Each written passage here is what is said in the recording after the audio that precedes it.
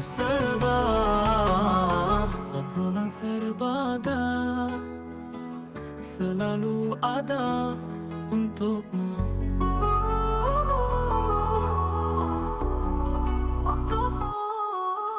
Assalamualaikum warahmatullahi wabarakatuh. Halo Sobat Kom dimanapun kalian berada. Jumpa lagi bersama saya Anissa di podcast Oh Serba, obrolan serba ada. Alhamdulillahirrabbilalamin, senang banget bisa kembali menyapa Sobat Kom yang tentunya hari ini masih semangat puasanya dan juga tetap produktif menjalankan aktivitas sehari-hari. Jadi untuk Sobat Kom dimanapun kalian berada, jangan jadikan alasan puasa untuk tidak produktif dan juga tidak semangat nih menjalani hari-hari. Nah, jadi episode kali ini Anis sudah kedatangan Kasubag TU dari Kementerian Agama Kota Bontang, yakni Ustadz Haji Ali Mustafa SAG MPD. Selamat datang Ustadz. Selamat datang, kami Iya. ucapkan terima kasih. Assalamualaikum warahmatullahi wabarakatuh. Waalaikumsalam warahmatullahi wabarakatuh. Terima kasih sudah hadir, berkenan hadir di podcast Oserba yang insya Allah nanti apa yang Ustadz sampaikan bisa membawa manfaat untuk Sobat Kom yang lagi nonton. Dan pada kesempatan kali ini Sobat Kom kita akan membahas terkait bagaimana nih caranya kita menggapai pintu surga melalui sodako atau sedekah. Apalagi kita ini lagi di bulan suci Ramadan, jadi kita maksimalkan seluruh ibadah-ibadah dan kebaikan yang kita bisa maksimalkan, salah satunya dengan sedekah seperti itu. Ya Ustadz ya. Ya, gimana Ustadz versinya Ustadz nih? Bagaimana cara kita menggapai pintu surga melalui sedekah? Silakan Ustadz. Ya, baik. Assalamualaikum warahmatullahi wabarakatuh. Waalaikumsalam warahmatullahi wabarakatuh. Bismillahirrahmanirrahim. Alhamdulillahirabbil alamin. Assalatu wassalamu ala asrofil anbiya'i wal mursalin sayyidina maulana Muhammadin wa ala alihi washabihi ajmain. Amma ba'du. Al-Mukarram yang terhormat, Radio Praja dan juga para pemirsa dimanapun Anda berada, khususnya di Kota Bontang, bahwa kita bersyukur Allah berikan nikmat kepada kita, nikmat iman, nikmat Islam, nikmat kesehatan, dan juga kita juga berikan nikmat rezeki yang Allah titipkan kepada kita. As-sadaqatu daf'ul bala. Sedekah bagian upaya juga mencegah bala bencana. Nah, ini penting bagi kita ketika seseorang ulama besar yang mereka ketika dalam pemberangkatan perjalanan ke kota besar, maka ada seseorang, kisah nyata ini yang dialami dan itu langsung tes yang dites oleh Allah Subhanahu wa taala, dan itu langsung ketika dia melangkahkan dari rumah ke pintu, di luar rumah ada seseorang yang meminta, ya wahai Pak Haji, saya sudah berapa hari tidak makan, belum ada rezeki, kami berdua inginlah sedekah dari Bapak. Dengan kisah ini yang nyata dialami majelis ulama ini, maka dia langsung spontanitas langsung memberikan uang apa di dalam sakunya. Pak Kiai ini ketika memberikan maunya ya 10.000 lah, 2 orang 20.000. Tapi Allah berkehendak lain. Maka yang keluar adalah 100.000. Hakul yakin adalah ujian yang Allah berikan kepada kita. Maka dengan pasrah kepada Yang Maha Kuasa, padahal Pak Kiai ini juga ingin dia akan penerbangan ke Jakarta. Dengan pemberian sedekah ini, maka dia merasakan semua dikembalikan kepada Allah Subhanahu wa taala, bahwa semua rezeki yang Allah berikan itu sudah titipan amanah yang harus diemban dan ditunaikan dengan baik. Maka Pak Kiai tersebut memberikan uang itu 100 kepada seorang yang meminta-minta di depan rumah itu, langsung menuju bandara. Maka di bandara ketemu seseorang pengusaha kaya raya untuk minta dihitungkan nilai zakatnya yang harus diberikan. Pertemuan tersebut tiba saatnya penerbangan pemanggilan untuk kembali. Maka seorang pengusaha saudara kaya raya tadi, ibu-ibu itu memberikan dari dompetnya tanpa dihitung, langsung dicabut.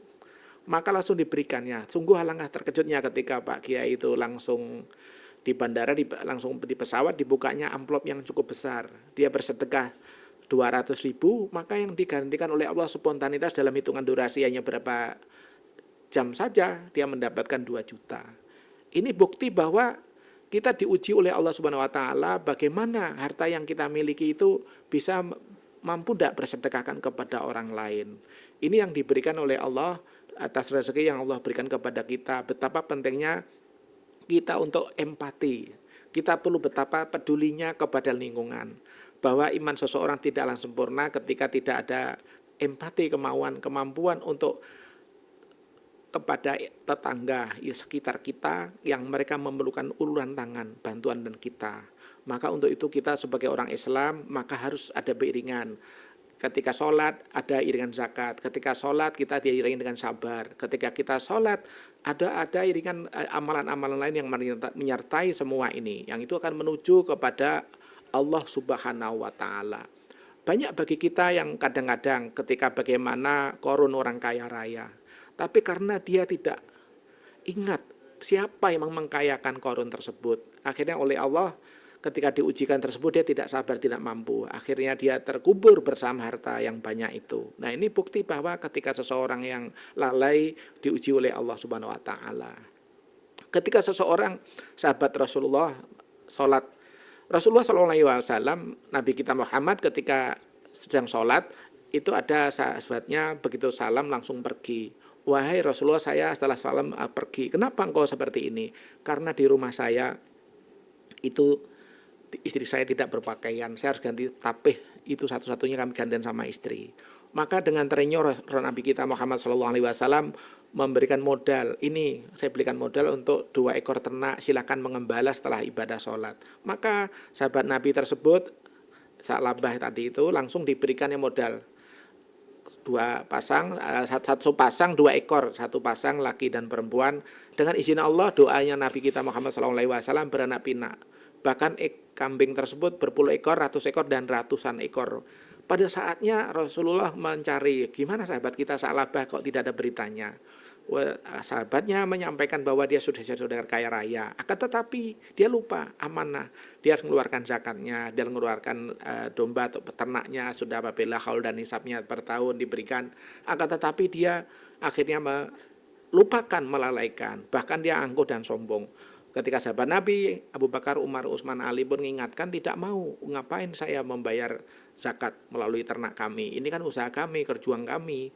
Jadi sahabat Nabi tadinya biasanya rajin beribadah, jarang lagi beribadah kepada Nabi, dia sibuk dengan ternaknya. Ini betapa seseorang ketika diuji dengan kefakiran, kadang dekat kepada Allah. Ketika diuji dengan kemiskinan, dekat dengan Allah. Tapi ketika seseorang diuji dengan kekayaannya, bahkan banyak yang lain, istilahnya itu. Mereka diuji dengan kekayaannya, akhirnya menjadi kaya raya, dia lupa dengan Tuhan yang Maha Kuasa. Allah lah yang memberkayakan, Allah lah yang memberikan rezeki yang banyak.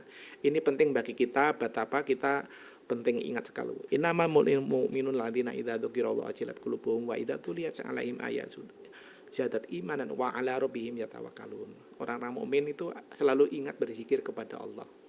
Dan apabila dibacakan ayat-ayatnya, maka dia tambah iman, tambah kuat, tambah teguh hatinya untuk beribadah kepada Allah. Kita harus tahu bahwa kita yang mulia di hadapan Allah itu karena ketakwaannya, bukan karena kekayaannya, karena hartanya, karena nama besarnya, tapi karena inna akramakum indallahi atqakum. Di sisi Allah yang mulia itu karena ketakwaannya. Untuk itu kita berbangsa-bangsa, bersuku-suku, berkenaga, merupawan ini semua ada hikmah, yaitu lita'arofu, kita satu sama lain saling berkenalan, silaturahmi, diri kita dari mana, kita akan kemana. Ini betapa penting bagi kita semua. Banyak saudara kita ketika ada rezeki ini harus ingatlah bahwa rezeki itu ada hak untuk orang lain yang harus kita juga bagi kepada. Makanya ucapan terima kasih, mau menerima juga harus mengasih.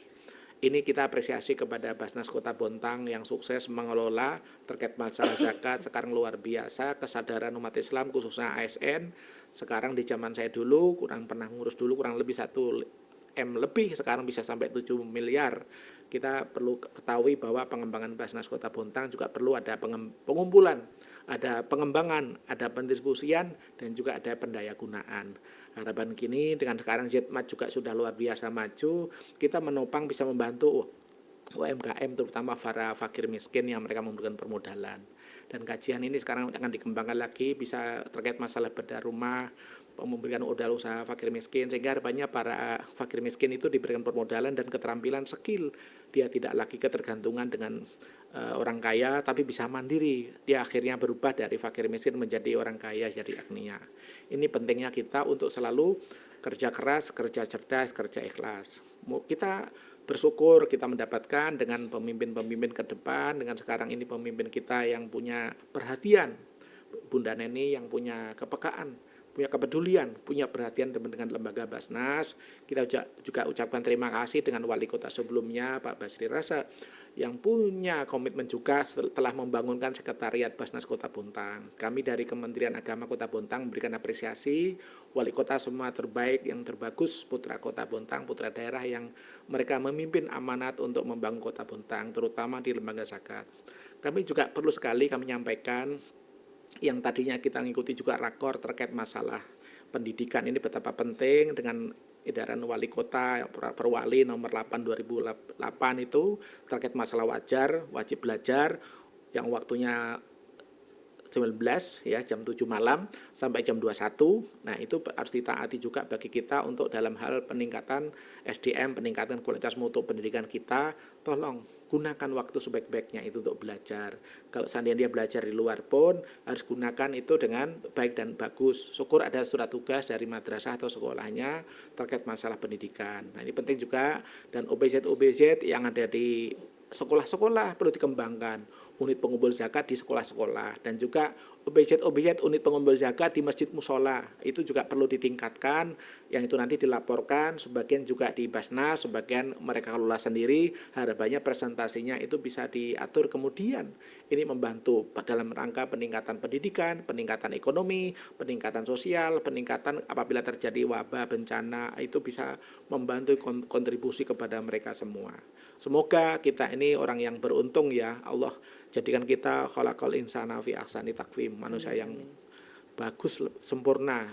Jangan sia-siakan, khairun nas anfa'um linnas, sebaik-baik manusia bermanfaat bagi orang lain. Amin, amin, amin. Mungkin itu demikian yang kami berikan, semoga singkat ini bermanfaat. Nanti kita bisa lanjutkan dengan dialog. Semoga di bulan suci Ramadan ini Radio Praja ini luar biasa bersama dengan masyarakat di udara, dengan saudara kita, siar Islam, siar dakwah, sukses dan semuanya. Demikian akhirul kalam. Assalamualaikum warahmatullahi wabarakatuh. Waalaikumsalam warahmatullahi wabarakatuh. Ustadz, sebelum kita closing nih, jadi tadi Ustadz bercerita terkait bagaimana powernya sedekah ini, yang kita sedekah dan Allah langsung balas itu berkali-kali lipat, bahkan membalas dengan hal yang sebenarnya sebelumnya kita tidak pernah terfikirkan gitu Ustadz. Jadi kembali lagi Ustadz, apakah misalnya nih ada orang yang bersedekah terus dia malah justru mengharap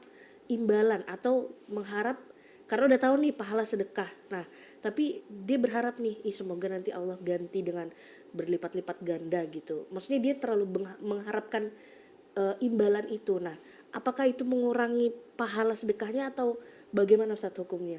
Bolehkah kita seperti itu atau seperti apa?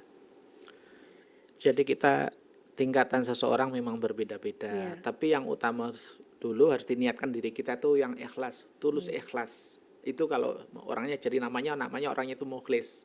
Nah, perilakunya, perbuatannya dengan kegiatan yang ikhlas, beramal bersedekah dengan ikhlas, orangnya namanya mukhlis. Apa yang kita berikan sebaiknya tidak usah lagi kita angan-angan, sebaiknya tidak usah kita sebut-sebut.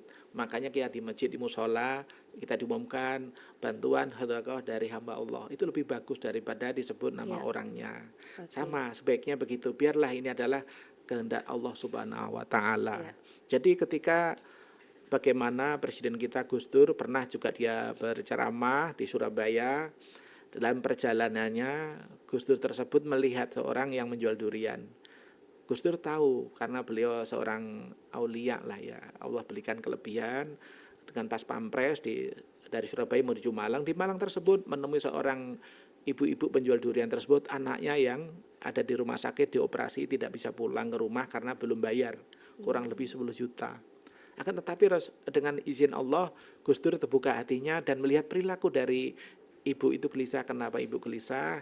Tapi Gus Dur tidak menanyakan, langsung pas pampres ambilkan amplop yang di mobil mobil presiden itu, dan langsung, Gus, Pak Presiden, uang di amplop itu 10 juta, kasihkan semuanya, tidak usah dipotong, tidak usah dikurangi, kasihkan semua.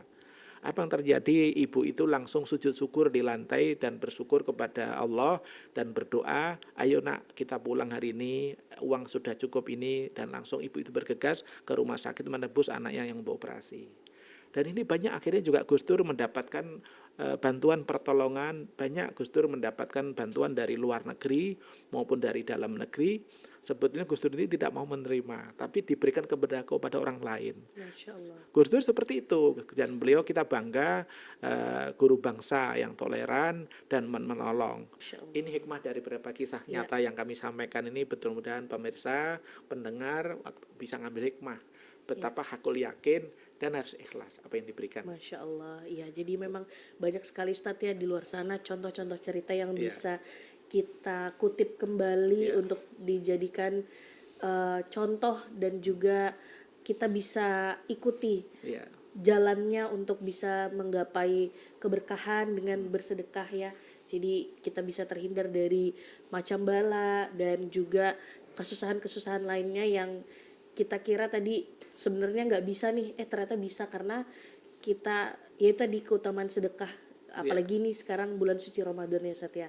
Iya, baik, terima kasih Ustadz Ali sudah memaparkan insight-nya, pengetahuannya yang insya Allah bermanfaat untuk Sobatkom yang lagi nonton dimanapun mereka berada, dan terima kasih buat Sobatkom yang selalu setia menonton podcast Oserba di channel YouTube Raja TV, dan teman-teman juga bisa menyaksikan kita di aplikasi Play Store Radio Praja TV Bontang yang teman-teman bisa download di Android-nya masing-masing.